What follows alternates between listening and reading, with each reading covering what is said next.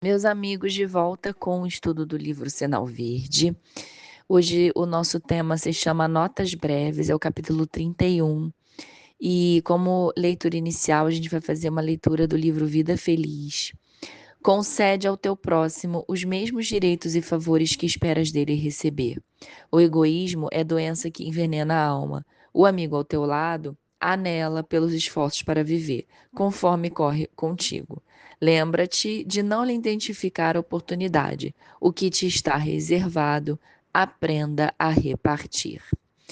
Vamos então elevar os nossos pensamentos e fazer a nossa prece, agradecendo ao nosso Mestre Jesus, agradecendo a Alta de Souza pela oportunidade de estarmos aqui reunidos e pedindo que esse estudo possa cada vez mais nos lembrar da importância de acabar com o nosso egoísmo, vaidade, orgulho e repartir sempre, ajudar sempre. Que assim seja, graças a Deus.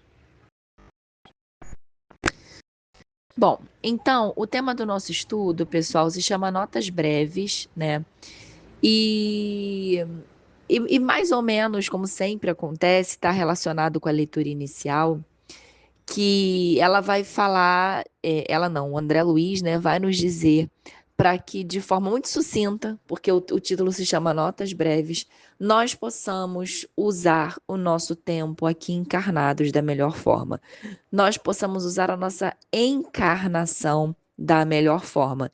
E olha a primeira frase, porque esse texto ele vem em tópicos também, assim como o texto que a gente fez na sexta-feira retrasada, que a gente falou dos temas importunos. Ele agora vem trazendo tópicos. Então, olha o primeiro: não perca tempo. E o interessante é porque na leitura também que a gente fez, na leitura inicial da sexta-feira retrasada, falava de estudo, né? O textinho da Joana falava de estudo, da importância do estudo, para que a gente possa sair da ignorância e evoluir da melhor forma. E aqui, quando ele fala não perca tempo, como é que a gente vai saber se está perdendo tempo ou não? Através do estudo. O que é a ignorância?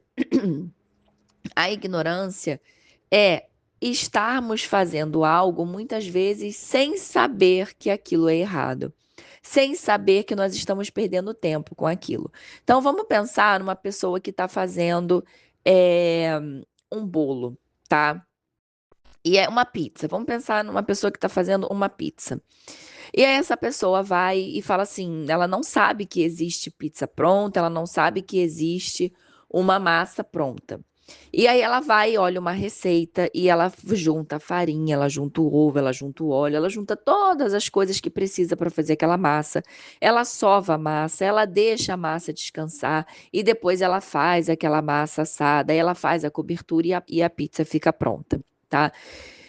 E aí, um belo dia, ela estudando, conversando com alguém, ela descobre que a pizza é algo que se pode comprar pronta, inclusive a massa, mesmo que ela queira fazer só a parte da cobertura.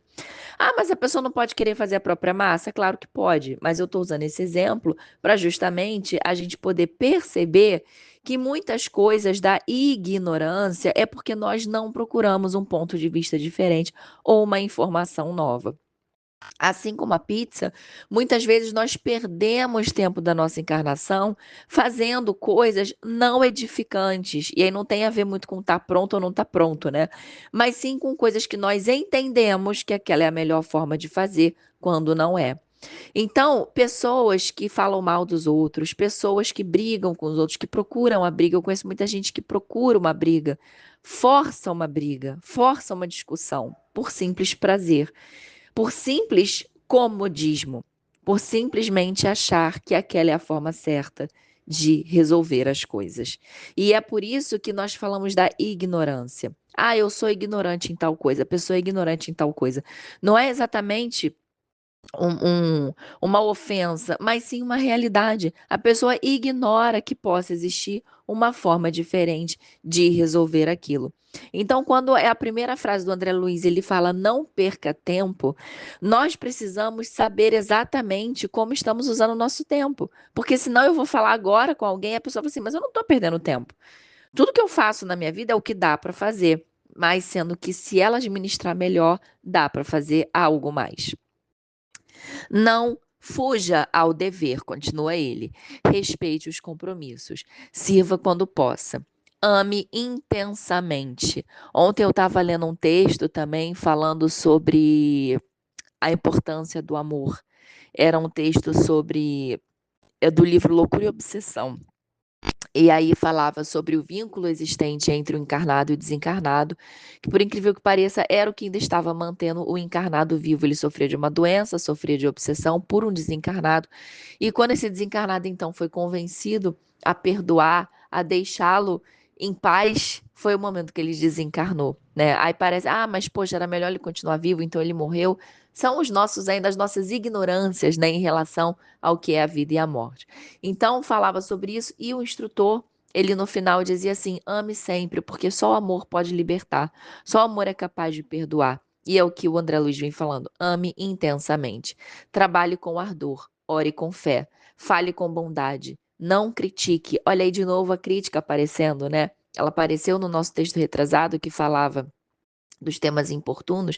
Não critique, mas a crítica ruim, a crítica negativa, observe construindo, estude sempre. Olha aí mais uma vez o estudo aparecendo, porque só ele, pessoal, é capaz de nos mostrar o que é certo e o que é errado. Não se queixe, plante alegria e semeie a paz. Ajude sem exigências, compreenda e beneficie. Perdoe quaisquer ofensas. Repara que ele não fala para você perdoar A ou B. Não, C e D você não perdoa não, porque isso é realmente muito grave. Ele fala para você perdoar todas as ofensas. Atenda à pontualidade. Conserve a consciência tranquila. E aí também aqui tem algo interessante, que é a ideia da disciplina significar liberdade. Muitas pessoas não gostam da disciplina, da rotina. Elas entendem que é algo que aprisiona, porque elas estão presas àquilo dali. Mas é o contrário, tá? Porque quando nós não temos a disciplina, pelo menos a mínima disciplina do dia a dia, do nosso trabalho, das nossas atividades, nós acabamos nos enrolando lá para frente. Porque, vejam bem, o que é para ser feito, exceto se isso cair, se essa exigência cair, o que é para ser feito vai continuar tendo que ser feito. Um trabalho que eu tenho que entregar, uma prova que eu preciso fazer, uma dissertação de mestrado que eu preciso entregar, um doce que eu me comprometi a fazer para alguém até tal dia, para o aniversário da pessoa, né? Então, assim, isso vai ter que ser entregue. A não ser que eu displicentemente fale, não vou mais fazer e pronto, e arque com as consequências. Mas se você vai entregar, se você vai fazer, se você entendeu que vai fazer aquilo, se você não faz no dia que você se comprometeu, aquilo só vai se embolando com as outras coisas que ainda vão surgir. Com o dinheiro é a mesma coisa. Se você não se disciplina para gastar o seu dinheiro, esse gasto também vai virando uma bola de neve. Então, tudo isso é uma falta de entendimento, é um entendimento errado do que nós temos em relação às coisas, como se fosse um aprisionamento, quando na verdade é liberdade. Por isso que ele fala, atenda à pontualidade, porque se nós formos pontuais, a chance daquele compromisso correr da melhor forma é enorme. Se eu chego atrasado, eu já vou me atrasando para as outras coisas que vêm depois. Conserva a consciência tranquila, porque se você fez a sua parte, olha que interessante como uma coisa também vai levando a outra. Se você fez a sua parte, se você está pontual, se você cumpriu com suas obrigações, fica mais fácil ter a consciência tranquila em relação a algum problema que está dando errado. Porque pelo menos a sua parte você fez. Auxilie generosamente. Esqueça o mal. O mal é para ser esquecido. Ou para ser, se é algo que nós é que estamos fazendo, como eu posso melhorar isso? Outro dia eu vi uma frase de alguém falando assim: ao invés de você pensar, eu não posso fazer isso, pense em como eu posso fazer isso. Como eu posso ajudar isso a ficar melhor, né? Então, nós temos que pensar nisso. Esqueça o mal. Cultive sinceridade, aceitando-se como é, acolhendo os outros como os outros são, procurando, porém, fazer sempre o melhor ao seu alcance. E é isso, pessoal. Nós podemos nos mudar. Mudar a nossa parte, mudar o nosso comportamento, mas não podemos mudar o outro. Tudo que nós podemos fazer é partindo do nosso entendimento, das nossas atitudes. O outro eu posso tentar mudar, eu posso tentar esclarecer, mas quase sempre não é uma certeza de que será conseguido, porque depende da vontade do outro, tá? Então, essas notas breves, elas são realmente breves, mas muito significativas, porque se a gente juntar, inclusive, né, com o estudo da semana retrasada, se a gente juntar os temas importunos, evitar os temas importunos e praticar as notas breves, a gente com certeza vai ter êxito e sucesso a cada dia e na nossa evolução, encarnados e desencarnados, tá bom? Então, eu espero que esse estudo tenha feito sentido para vocês.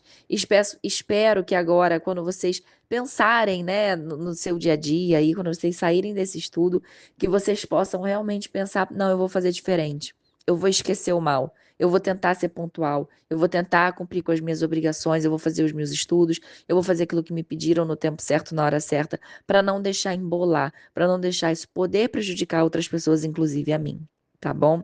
Então, agora a gente vai fazer a nossa prece de encerramento, agradecendo a presença de todos que aqui estiveram, encarnados e desencarnados, pedindo para que nós possamos cada vez mais ter força e perseverança para colocar essas notas breves em prática, tão importantes, pedindo que seja uma semana de paz, de luz, de amor e de caridade. Que assim seja, graças a Deus.